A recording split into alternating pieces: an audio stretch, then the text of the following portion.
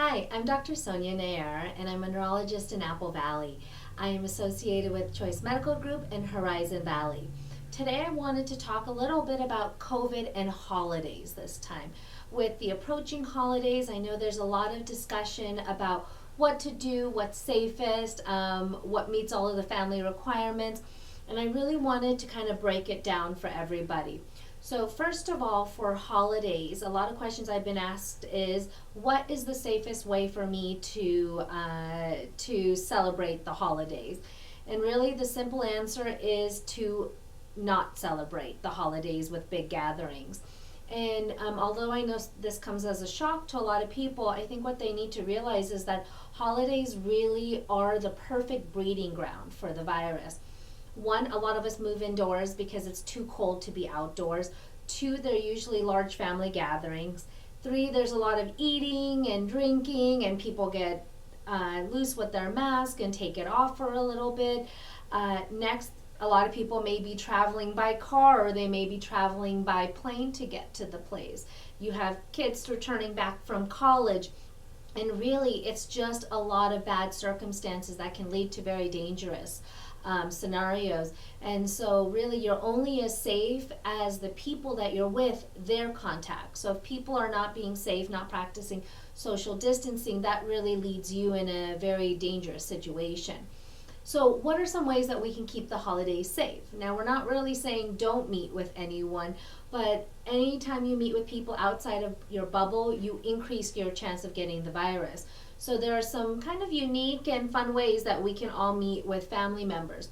So first of all, one thing that we can do is just kind of transfer everything over to a video chat. So for example, if you live in an area close to family and friends, you can go ahead and meet up the day before or the morning of, exchange food safely, of course, and then go back home and eat it over video chat and kind of share the experience together. You can share family recipes online, see who makes the greatest one. For children, they can go back to writing old snail mail and shipping it out to friends, family, cousins. And if you are going to buy gifts, please remember, especially during this time where our local and small businesses are really hurting, you can buy, pick it up, drop it off, or have them deliver it as well. Now, if you absolutely have to have an in-person holiday, there are ways that we can keep it a little bit safer. So one thing that you can do is, one, if you can plan for outdoors. Luckily, we're in an area where it doesn't really snow, so we can go outdoors with heaters, jackets, and blankets and stay warm.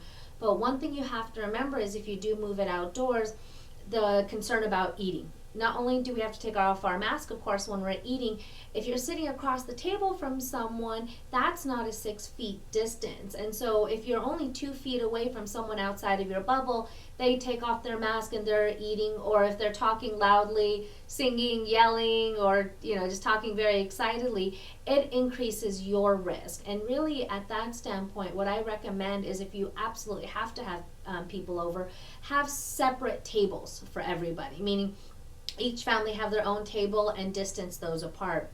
The other thing is, if you have to move it indoors, say that it's too cold, open windows, open doors for that ventilation, or even better yet, move the whole, traditionally I know we do dinner parties, move it to a late breakfast or an early lunch, so it's earlier during the day where the weather here tends to be quite nice. Next, as much as you can, limit eating. I know in some of our families, some of our cultures, it's quite disrespectful not to eat at someone's house. But if you could avoid eating, that's one of the safest ways, so that you don't have to take off your mask. But if you do have to eat, like I mentioned earlier, having separate tables for each family is a good idea. To remember that when you're eating, make sure that the person you're sitting across the table with is someone of your own family or your own bubble, to limit that exposure.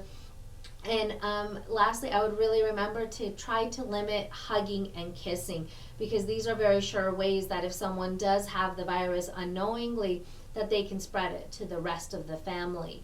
So I know holidays are extremely important to our, for traditions, for our families, especially after the year that we've had. But really want to remind people that as of right now, our numbers are increasing, and the U.S. has seen its largest number of cases by day and by week that we've ever seen.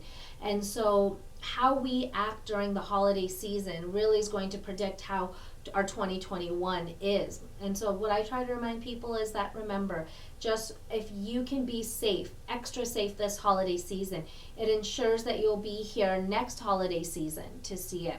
And two, we flattened the curve in the past. Over the summertime when we had bad numbers, or even when this started, we were able to keep that curve flat and keep us safe. So please just remember that what we do now really helps us have a better chance of having some sort of normalcy in 2021. Thank you and happy holidays.